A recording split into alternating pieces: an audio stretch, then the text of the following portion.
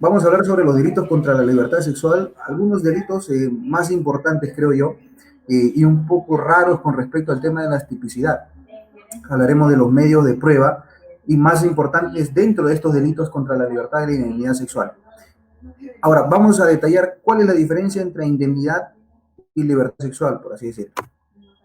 Eh, la libertad sexual es, como dice acá en el ejemplo, es la libertad personal que te otorga el Estado a tener una actividad sexual de manera libre, de manera independiente. Eso significa que el Estado te dice, ¿sabes qué? Tú a partir de los 14 años, tú puedes disponer de tu aparato genital como tú quieras. Si tú tienes un tipo de gusto sexual, tú tranquilo porque a partir de los 14 años tú puedes ver por tu integridad misma. O sea, tu libertad sexual es completamente amplia, siempre y cuando no exista violencia de por medio. Entonces, el Estado a partir de lo que te dice es, vuelvo a repetir, tú eres libre de disponer de tu aparato sexual y disfrutarlo como bien te parezca. Esa es la definición exacta de la libertad sexual. Ahora, ¿cuál es la diferencia con eh, aquí había un error en el tema, pero acá se habla de qué es la indemnidad sexual. La indemnidad, en este caso, si en el tema de la libertad el Estado te permitía disponer de tu órgano sexual, aquí en la indemnidad sexual te prohíbe que tú como menor de 14 de tus aparatos sexuales. Entonces, si donde una menor de sexuales con su enamorado de 20, 25 años, sí se podría cometer el delito de violación sexual aunque exista consentimiento. Entonces, la diferencia entre la libertad y la indemnidad sexual es que en la libertad del aparato genital del hombre o de la mujer, a diferencia de la indemnidad sexual donde el Estado quita esa libertad. Entonces ya no existiría ningún tipo de consentimiento, por más que exista en el caso en concreto. Entonces la indemnidad nos dice que tú, menor de 14 años, no puedes disponer de tu aparato genital y no puedes disfrutarlo como lo hacen en la libertad sexual. Entonces, así exista consentimiento, este delito se configura.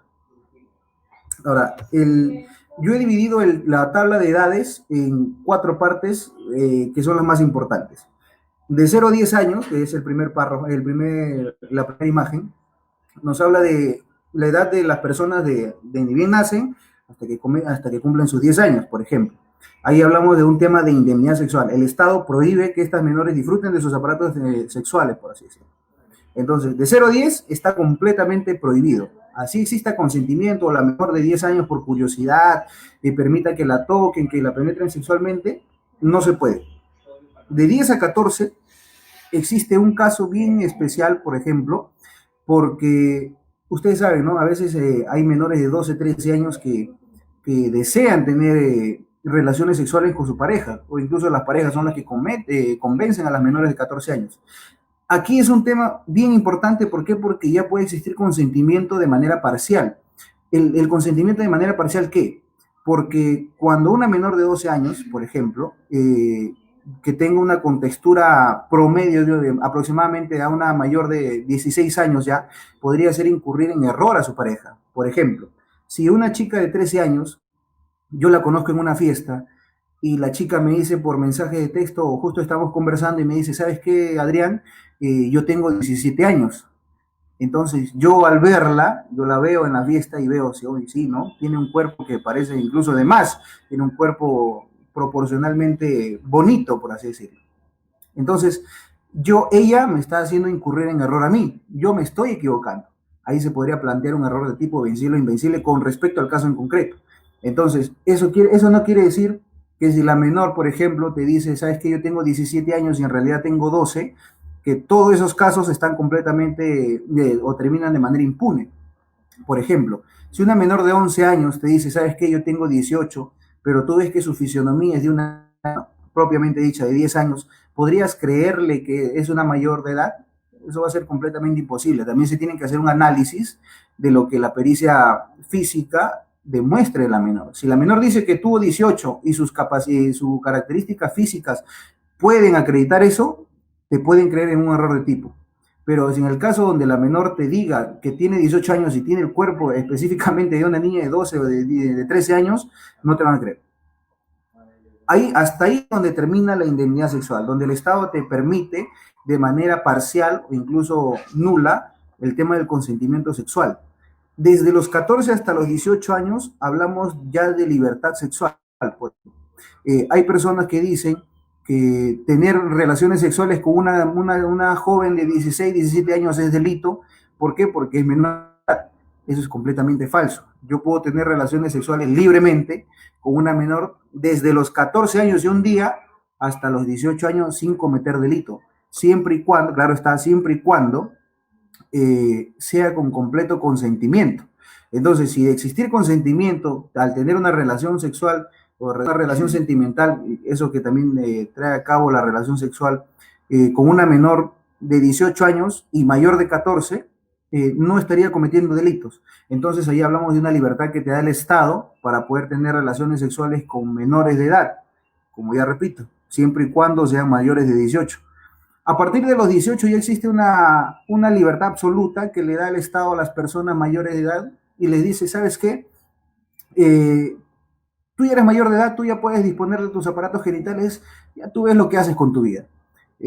Ahora, hay personas que piensan que las mujeres, por ejemplo, hay personas que piensan que las mujeres no pueden violar a un varón, sí pueden violar al varón. Por ejemplo, si tu mujer tiene relaciones sexuales con un menor de 14 años y tú sabes que el menor tiene 14 años, así el chico sea quien penetra a la mujer comete el delito de violación.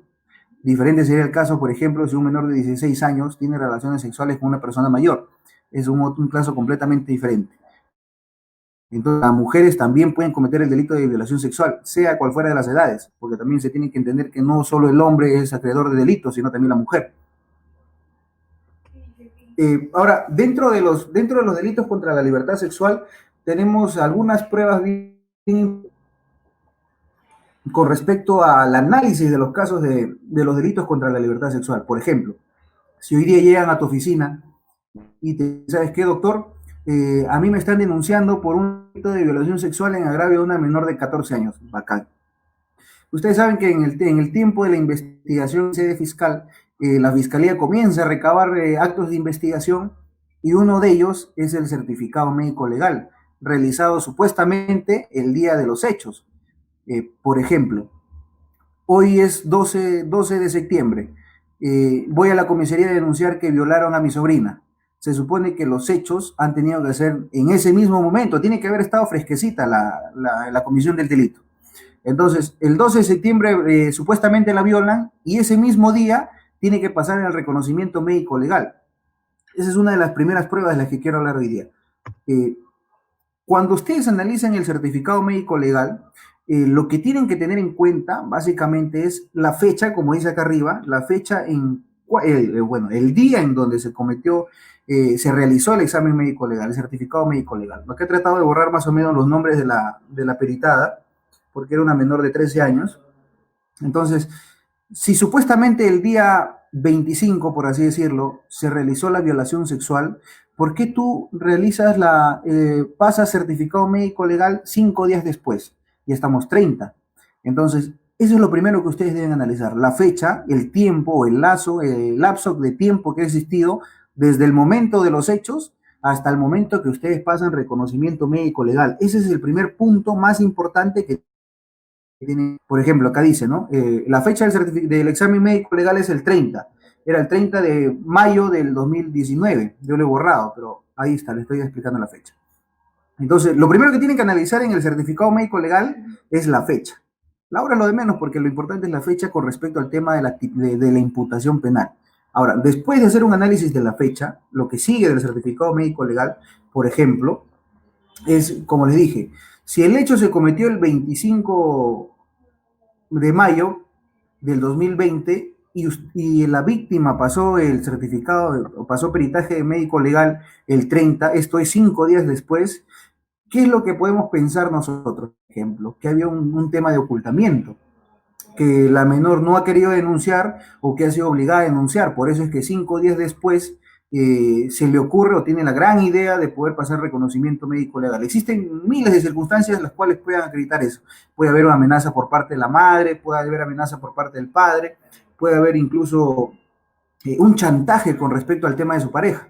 Por eso es que denuncia días después. Ojo, esta es una de las partes más importantes de la que voy a hablar hoy día. El tiempo transcurre el día del examen médico legal. Tipos de lesiones, por ejemplo, de lesiones genitales. Existen ustedes al analizar la guía médica de lesiones contra la libertad sexual, por ejemplo, se pueden dar cuenta que existen dos tipos de lesiones, las lesiones recientes y las lesiones antiguas. Las lesiones recientes significa que desde el día que a ti te realizaron el examen médico legal, si tu certificado médico legal sale con lesiones recientes, eso significa que esa lesión o esa violación se ocasionó dentro de los 10 primeros días, los 10 anteriores días.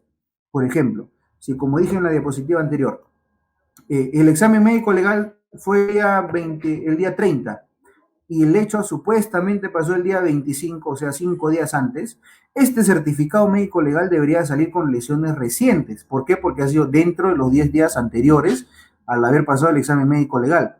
Entonces, sí se puede creer lo que dice la menor al tema de la imputación contra alguien.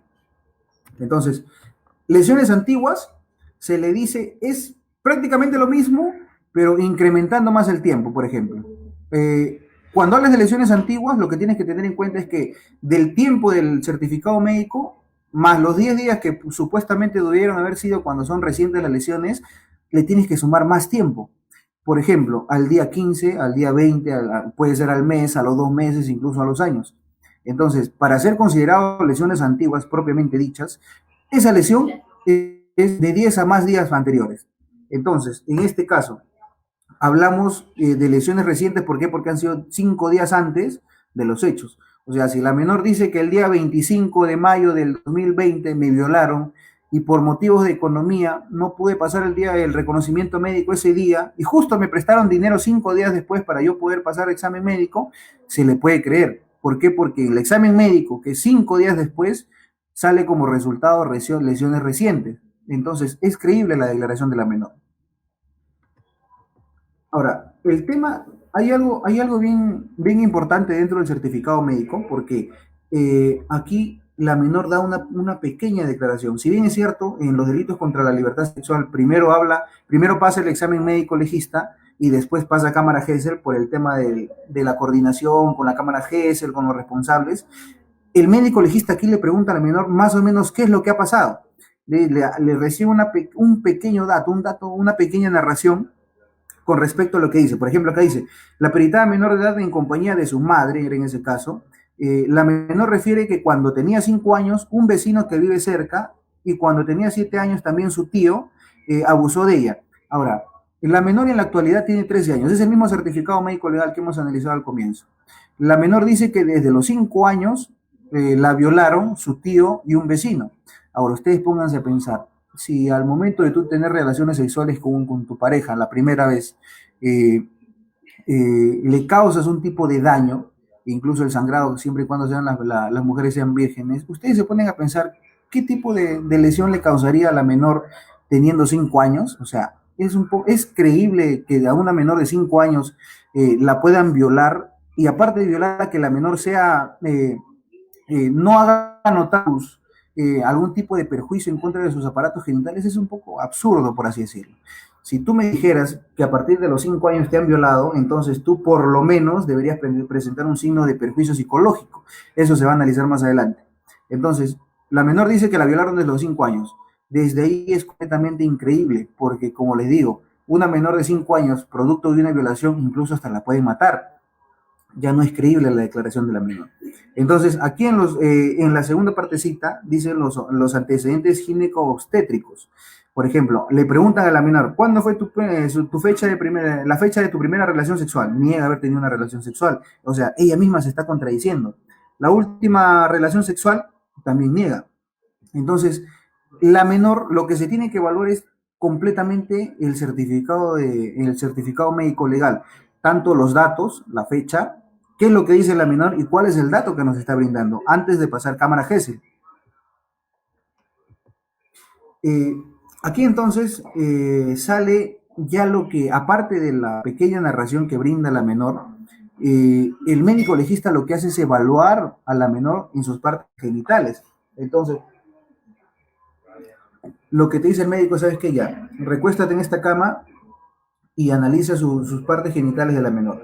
En este certificado médico, la menor que supuestamente fue violada desde los 5 años presenta en la posición ginecológica a la separación de muslos de presas genitales externos sin lesiones recientes. Eso significa que en estos 10 días la menor no ha tenido contacto sexual con nadie.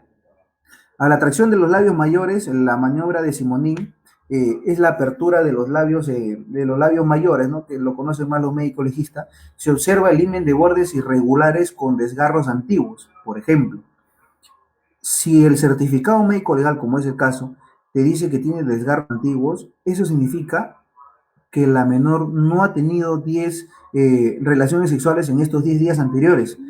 Si dice antiguo, pudo haber sido cometido 15 días antes, 20 días antes, meses o incluso años. O sea, esto acredita que la menor últimamente en estos 10 días no ha tenido contacto sexual con nadie. Ahora, las horas con respecto a los desgarros se contemplan o se analizan de manera horaria. Por ejemplo, donde tienes así dice, ¿no? Desgarro antiguo incompleto a horas 3, lo tienes que analizar con respecto a la manecilla del reloj. 2 de arriba, 6 de abajo, 3 a la derecha y 9 a la izquierda. Entonces, así es como vas contabilizando. ¿Qué pasaría en un certificado? Han habido casos en donde los menores, por desconocimiento de los padres, pasan 2 o 3 exámenes médicos legal. ¿Y qué pasa si en un certificado médico legal dice que tiene lesiones a horas 3 y en el otro certificado médico legal dice que tiene lesiones a horas 6, el otro certificado médico legal dice que tiene lesiones a horas 9? O sea, no habría compatibilidad en cada uno de los certificados médicos legales. Entonces encontramos un tipo de error no en la menor, sino la menor es la que imputa el delito de violación sexual. Entonces habría un error en el tema de medicina legal de los médicos legistas al analizar esa menor. Entonces, aquí se observa que dicen lesiones recientes, sin lesiones recientes y que tiene desgarros antiguos. O sea, se podría creer de alguna manera u otra que la menor fue ultrajada sexualmente, pero este certificado médico legal no acredita el tiempo si es que presentan desgarros antiguos. Fueron recientes, de alguna manera podrían creérsela la menor, incluso corroborarse con otros medios de prueba. Pero en este caso no se tiene, cuando presentan desgarros antiguos, ya no hay tanta precisión al momento de los hechos. Bien, la última parte del certificado médico legal tiene conclusiones y es el extracto de todo el análisis que hizo el médico legal. Eso quiere decir, la peritada presenta signos de defloración antigua. Por ejemplo, la defloración es la primera relación sexual que tuvo la menor, o sea, con la primera ruptura del himen, cuando pierde la virginidad, como le dirían algunos. Acá también dice, no presenta signos de actos contra natura. Actos contra natura es cuando una persona sexuales por la parte, como le dicen a algún plano, ¿no? No presenta lesiones corporales traumas para ni extragenitales, ni de incapacidad médico legal. Por ejemplo, ahí también hay que hacer un análisis. Si la menor dice al momento de pasar el examen médico legal, no presenta ninguna lesión, pero presenta, por ejemplo, desgarro antiguo, y dice, no, ella no presenta ninguna lesión y el certificado sale como de desgarro antiguo. Bacán. Entonces, ¿se puede acreditar un tipo de violación? Se podría. Pero, ¿qué pasa si la menor en cámara Gesell dice, no, ¿sabes qué? Para violarme, me amarraron de las manos, me metieron un golpe en la cara, fue tan duro el golpe que terminé inconsciente. Al día siguiente ya aparecí con el ojo morado. Entonces, pero debes analizar lo que dice la menor tanto en su cámara Gesell, en la pericia psicológica, y lo que dice el examen médico legal. ¿Qué pasa si la menor dice que la golpearon, la amarraron, incluso le hicieron arrodillarse en la tierra y en su certificado médico legal no aparece ninguna lesión? O sea, ¿se puede creer o se puede corroborar de alguna manera u otra la declaración? No. ¿Por qué? Porque lo que dice la menor en cámara Gesell supuestamente debería ser ley. ¿Y qué pasa si en el certificado médico legal no aparece ninguna lesión? O sea, ahí encontramos inconsistencia dentro de la declaración de la menor. Hay incoherencias. No hay algo concreto con respecto a la imputación. Ya, si tú dices que para violarte te metieron un puñete en la cara y te desmayaste, por lo menos debe tener algún tipo de lesión en el lado externo ocular, ¿no? Pero si no figura nada en el certificado médico legal, ya estamos hablando de problemas de inconsistencia al momento de la imputación, ya existirían incoherencias. Y el certificado médico legal, como lo mencioné, es una de las partes más importantes para ver o acreditar que ha existido algún tipo de contacto sexual con respecto a la víctima. Si no había algún tipo de contacto sexual, en el certificado médico legal debería aparecer negativo. Pero si aparece positivo, no hay que perder las esperanzas porque también hay que analizar otro medio de prueba ofrecido por el Ministerio Público para poder imputar el delito de violación sexual. En este caso, vamos a hablar de la cámara Gesell. La cámara Gesell es una cámara, es un cuarto cerrado, así como lo ven en las películas, con un vidrio en donde el menor está adelante con el psicólogo y atrás están todas las partes procesales, está el fiscal, está el abogado, están los padres de las menores y las abogadas de la Defensoría de la Mujer. Eso es más o menos lo que señala la cámara Gesell. Por ejemplo, este es un caso de un menor de 3 años, si no me equivoco, al que supuestamente le cometieron violación, lo violaron supuestamente. Ahora, ustedes si se logran dar cuenta, el psicólogo es el que está a la derecha, él es el que comienza a analizar la conversación que tiene con el menor. El menor en ese momento comienza a narrar que su tío, que era una persona mayor de aproximadamente 35 años, eh, le bajó el pantalón y le introdujo su pene. Eso es lo que le dice el menor al psicólogo. Entonces, ¿cómo acreditas esa imputación? Ya nos vamos al certificado médico legal y analizamos si en el ano del niño se encuentra algún tipo de lesión. Ahí corroboraríamos esa imputación. Otra manera de corroborar esa imputación son los indicadores. Si, por ejemplo, logran ver la diferencia entre esta foto y en la foto anterior, el menor se encuentra distraído, se encuentra nervioso, comienza a mover las manos, comenzaba a temblar, las piernas comenzaban a temblarle. A eso se le dicen indicadores. Los indicadores son el tipo de reflexión que tiene el menor al momento de preguntarle sobre los hechos. Por ejemplo, si tú eres víctima de violación y a ti te preguntan, oye, ¿qué te pasó el día que te violaron? Comienzas a ponerte nervioso, se te comienza a nublar la mente y pierdes la noción y los indicadores de perfil psicológico comienzan a salir. Te pones nervioso, comienzas a temblar, las piernas te tiemblan. Entonces, ahí se puede analizar algún tipo de indicadores. Esta es la cámara Gesell de manera externa, en donde, como les comenté, el psicólogo está con el menor en la parte de adentro, los cubre un vidrio donde no se puede ver, solamente los que están acá atrás pueden analizar lo que dicen, incluso pueden escuchar lo que dice el menor. Aquí se encuentran el abogado, el fiscal, incluso el abogado del agraviado podría ser, y la Defensoría de la Mujer. Esas son las partes procesales que están ante la declaración del menor en cámara Gesell. La pericia psicológica. La pericia psicológica es el resultado, por así decirlo, de la cámara Gesell. Si bien es cierto, un menor no puede declarar ante un fiscal de manera libre, lo hace ante el psicólogo, y el psicólogo está al costado del menor, y es el fiscal el que está atrás de la pared supuestamente invisible. Entonces ya le da legalidad a esa declaración. Entonces, ¿qué pasa? El fiscal comienza a analizar la imputación y dice, ya sabes qué, si en el certificado médico legal no aparece ningún tipo de perjuicio psicológico, pero la menor en cámara Gesell dice que sí la violaron, incluso que la violaron 3 personas. Pero entonces, ¿por qué no aparece ningún tipo de resultado en el certificado médico? Ya no hay coherencia al momento de declarar, al momento de que la menor declara. Entonces, lo que tiene que analizar, por último y no menos importante, es la pericia psicológica.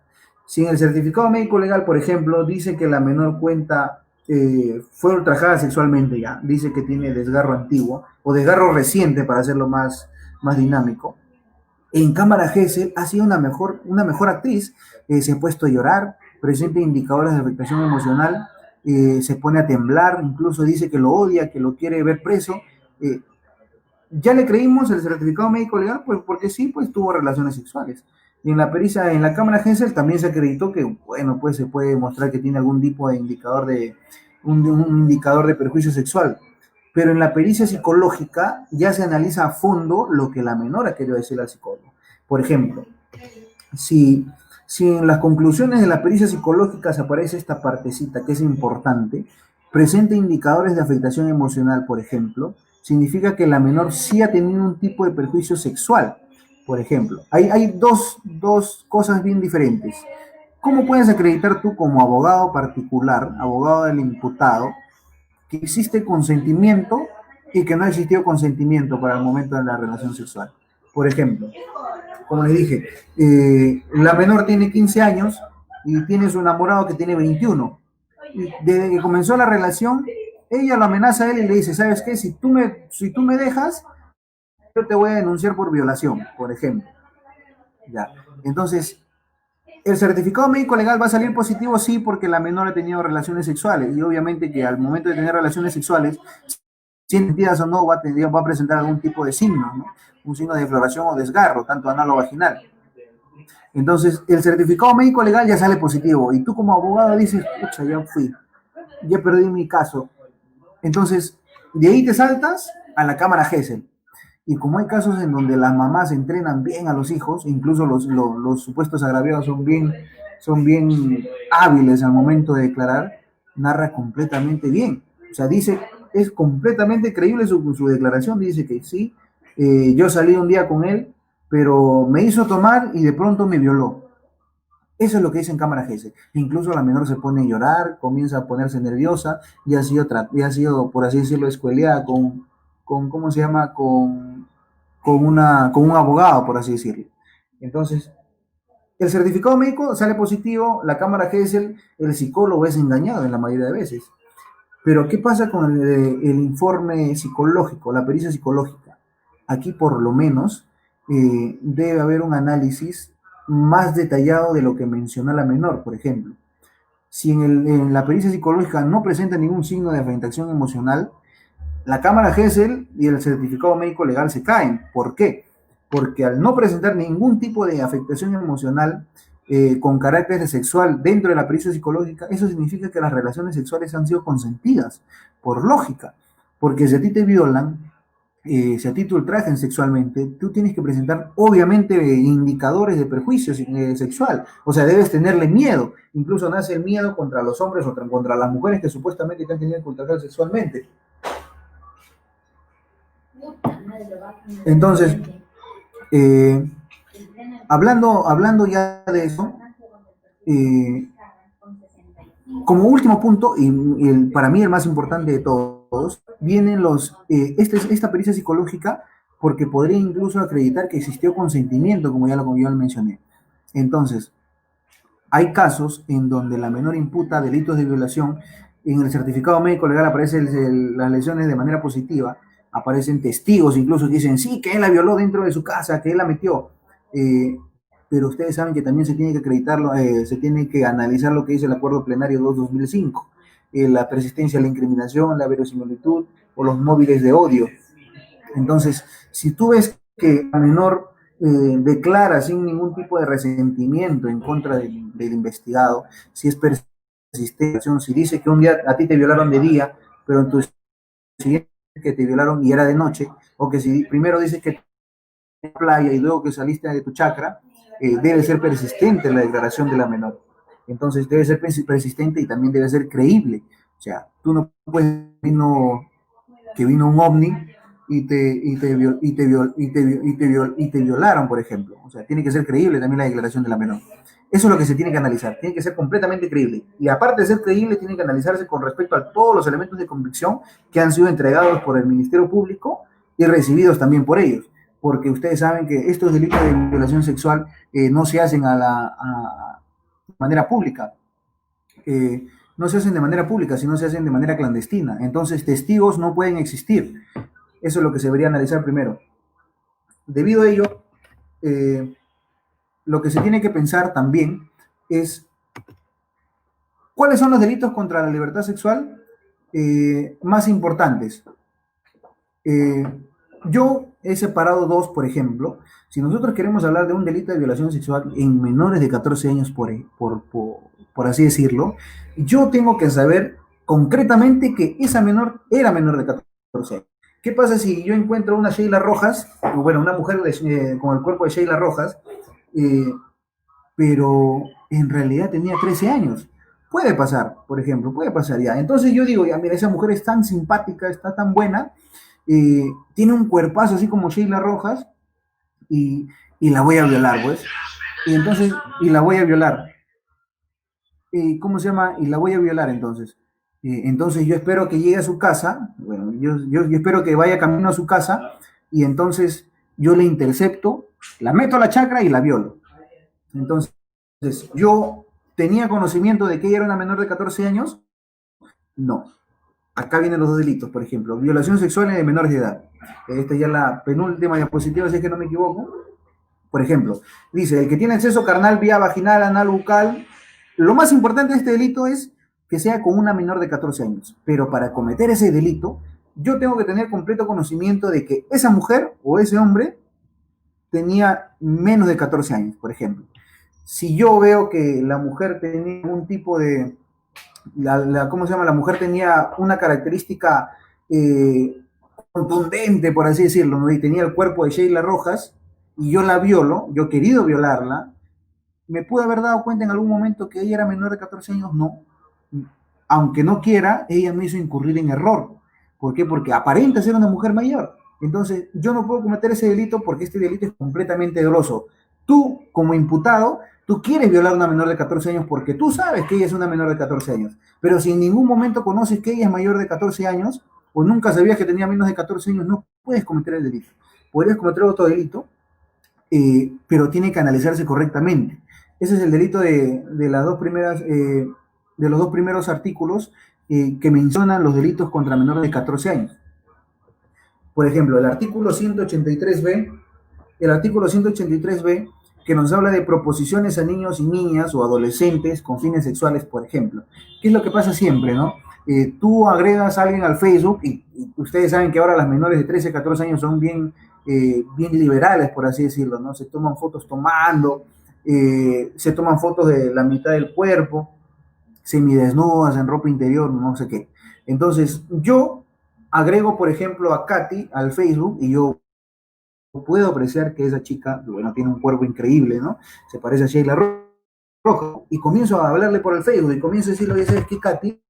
Pareces una chica increíble. ¿Qué tal si me mandas una foto desnuda? ¿Ya? Entonces, la menor, yo sin saber que era menor, la chica, le dice a su mamá, oye, mira, este hombre me está hablando y me dice que le mande fotos desnudas. Entonces, la mamá lo que hace es agarrar el celular de la menor y comienza a seguirle la conversación al imputado. Le dice, ¿sabes qué? Ya, yo te voy a dar fotos. Descarga unas fotos de internet y le mandan las fotos al investigado. Entonces el investigado, como ve que la menor acepta, supuestamente la menor, cubierta por la mamá, acepta, le dice, ¿sabes qué? Entonces nos encontramos para tener relaciones sexuales. Entonces, tú ya le estás proponiendo a una menor de edad, sin saber que era una menor de edad, esta acto de connotación sexual, por así decirlo. Entonces, se configura el delito de proposición a niños o adolescentes. No. ¿Por qué? Porque para yo cometer este delito, por lo menos debo conocer que esa chica tenía menos de 14 años. ¿Cómo puedo yo saber que una persona tiene menos de 14 años si nunca la he visto y la conversación fue solamente por Facebook? Es imposible. Entonces, este delito no se puede cometer a menos que tú sepas que esa menor tiene menos de 14 años. Podría analizarse con respecto a otro tema, pero este delito no se puede configurar. Para que tú cometas este delito y el delito de violación sexual a menor de 14 años, tú tienes que saber completamente que esa menor es menor de 14 años. Si no tú no tienes conocimiento de ese delito, si no tienes conocimiento de la edad de la menor, no puedes cometer esos dos delitos. Hay muchos delitos contra la libertad sexual y, como les digo, cuando a ustedes les llega una carpeta, lo primero que tienen que analizar son tres cosas: el examen médico legal, la pericia psicológica y la cámara Gesell. Cuando tú analizas esos tres requisitos, tú puedes decidir o ver si es que tu patrocinado va por buen camino o está completamente perdido. Ahora, tampoco se le puede mentir a los clientes, ¿no? Si tú ves que está bien perjudicado, no tienes otra salida más que aceptar los cargos, pero eso ya es un tema procesal. Entonces, hoy he querido hablar un poco de esto, ¿no? Ahora, hay casos pues, donde, por ejemplo, existe la prisión preventiva de por medio, donde existen casos de flagrancia, ¿no? Si a ti te dicen que a mí me violaron en un sábado, por así decirlo, eh, por ser tan rápida la detención de 48 horas, ustedes saben que no se pueden realizar la mayoría de pericias, de diligencias. Entonces solamente se tendría el certificado médico legal y se tendría la cámara GESEL. Entonces, se puede hablar de una pericia psicológica, no porque la pericia psicológica no demora un día, 2 días, demora un poco más. Entonces, ¿por qué podrías darle tú una pericia a alguien cuando no se tiene completamente cierta la pericia psicológica? Todos hablan, ¿no? Que sí, que la menor dice que esto, que el otro, que el certificado médico sale positivo, sí, ya, pero acredítamelo con la pericia psicológica. ¿Hay o no hay algún tipo de perjuicio? Si no existe perjuicio psicológico, no deberían darte prisión preventiva. Y si tú no tienes la pericia psicológica para la prisión preventiva, ni siquiera deberíamos hablar, no analizar los demás presupuestos. Entonces, pero todos sabemos que por un tema de presión mediática, siempre es aplicable, ¿no? Con respecto al tema en concreto.